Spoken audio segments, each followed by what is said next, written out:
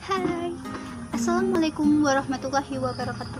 Perkenalkan, nama saya Skantia Aulia Rahma dari Prodi Agribisnis Hortikultura Biofarmaka, Politeknik Pembangunan Pertanian Yogyakarta, Magelang. Di sini saya akan berbagi pengetahuan tentang bagaimana sih caranya penyerapan unsur hara oleh suatu tanaman.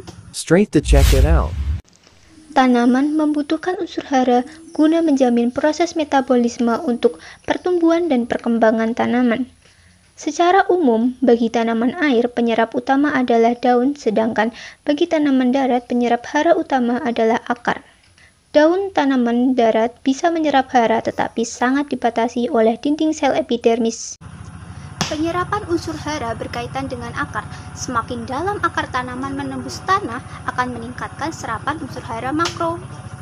Secara umum, gerakan unsur hara dari larutan tanah ke permukaan akar melalui 3 model, yaitu yang pertama, intersepsi akar, yang kedua, aliran massa, dan yang ketiga, difusi.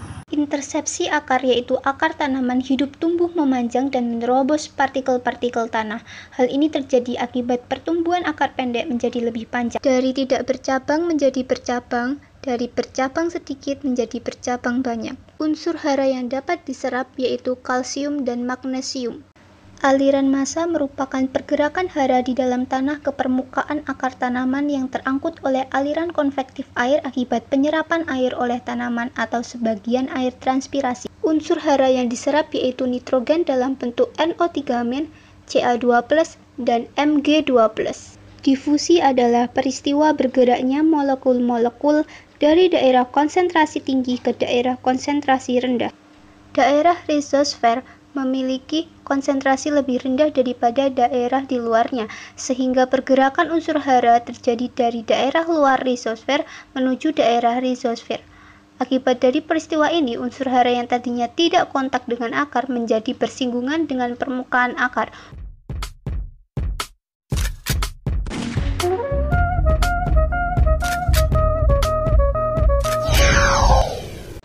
Setelah sampai di tengah akar, unsur hara diangkut melalui silem dari akar ke daun. Pergerakan unsur hara dari akar ke daun dipengaruhi oleh 3 kondisi, yaitu daya dorong akar, daya tarik daun, dan sifat kapilaritas pembuluh. Pada daun, stomata membuka untuk menyerap karbon dioksida dan melepaskan oksigen. Tumbuhan hijau mendapatkan pasokan karbohidratnya dari karbon dioksida di udara melalui proses fotosintesis. Hara bergerak di dalam tubuh tanaman menuju tempat di mana ia paling diperlukan. Unsur hara dalam bentuk ion-ion yang berada pada permukaan daun akan bergerak masuk secara difusi dan osmosis ke dalam sel setelah stomata membuka. Masuknya ion-ion tersebut ke dalam sel tanaman terjadi secara bertahap. Mula-mula molekul dan ion-ion zat terlarut menembus lapisan yang menyelubungi permukaan dinding sel sebelah luar dalam proses difusi menuju dinding sel yang dilapisi oleh membran plasma yang bersifat impermeabel terhadap ion-ion. Setelah melalui membran plasma, ion-ion tersebut masuk ke dalam sitoplasma. Di dalam sitoplasma, molekul dan ion-ion tersebut mengalami beberapa kemungkinan, yaitu diubah ke dalam bentuk lain, mengalami pengangkutan ke sel lain, atau diangkut oleh tonoplas menuju vakuola atau organel-organel lain. Begitulah teman-teman proses penyerapan unsur hara oleh suatu tanaman. Semoga kalian memahaminya ya. Sekian yang dapat saya sampaikan. Terima kasih atas perhatiannya. Sampai jumpa dan salam sehat untuk kita semua.